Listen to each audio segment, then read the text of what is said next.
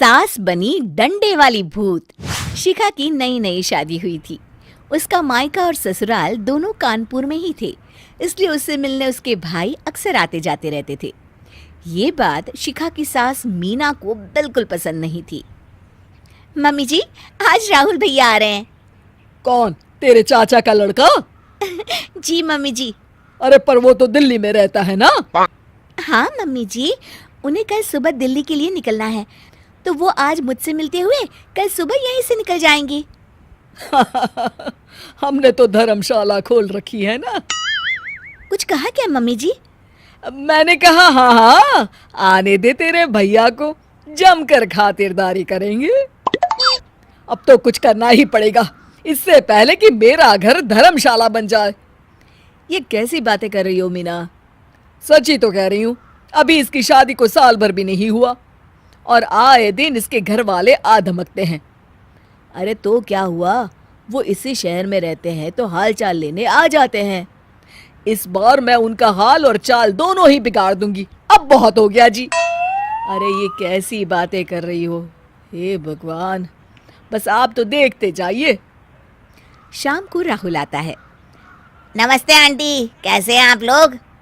हम लोग तो ठीक है, तुम कैसे हो बेटा? मैं भी अच्छा ही हूँ आंटी। बस आज रात के बाद नहीं रहोगे। चलिए भैया, मैं आपको हमारा घर दिखाती हूँ। रात में खाने के टेबल पर शिखा, रोहित कहीं दिखाई नहीं दे रहा। जी भैया, वो ऑफिस के काम से बाहर गए हैं, कल शाम तक आएंगे। अच्छा अच्छा। बेटा, क्या तुम भूत प्रेत में मानते हो? नहीं नहीं आंटी जी, पर अचानक आपको ये ख्याल कहाँ से आ गया? पता नहीं क्यों, कभी कभी मुझे लगता है जैसे रात के समय बैठक में कोई घूमता रहता है। ये आप क्या कह रही हैं मम्मी जी? हाँ, तुम लोग घबरा ना जाओ, इसलिए मैंने आज तक इस बारे में कुछ नहीं कहा। ये आपका वहम होगा आंटी जी, ऐसा कुछ नहीं होता। हो सकता है।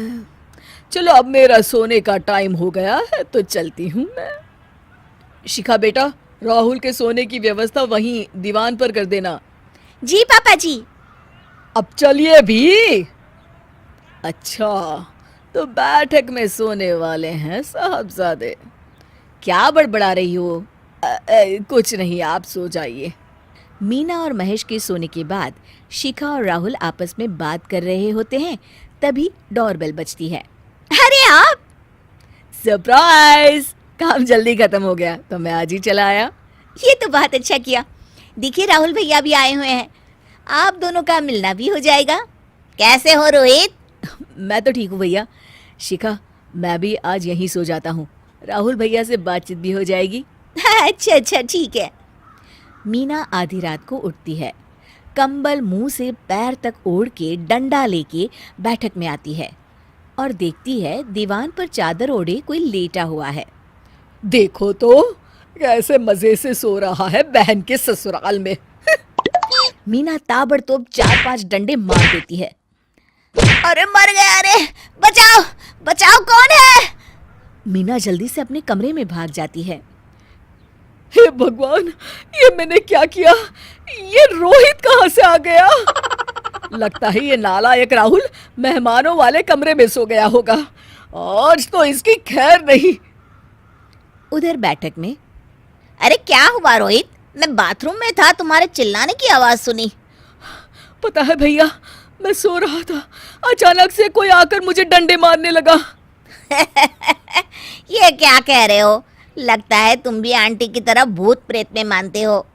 नहीं नहीं भैया, सच में कोई आया था। मैं तो जा रहा हूँ मेहमानों वाले कमरे में सोने के लिए। इस समय अपने रूम में जाऊंगा तो शिखा की नींद खराब हो जाएगी। ठीक है भाई, जाओ तुम, जहाँ तुम्हारा भूत डंडा लेके ना आ सके। थोड़ी देर बाद मीना कंबल ओढ़ के डंडा लेकर मेहमानों वाले कमरे में पहुंच जाती है। वो बिस्तर पर सोए रोहित को फिर डंडों से मारने लगती है। अरे मर गया, अरे मर गया। तू भूत प्रेत में नहीं मानता ना?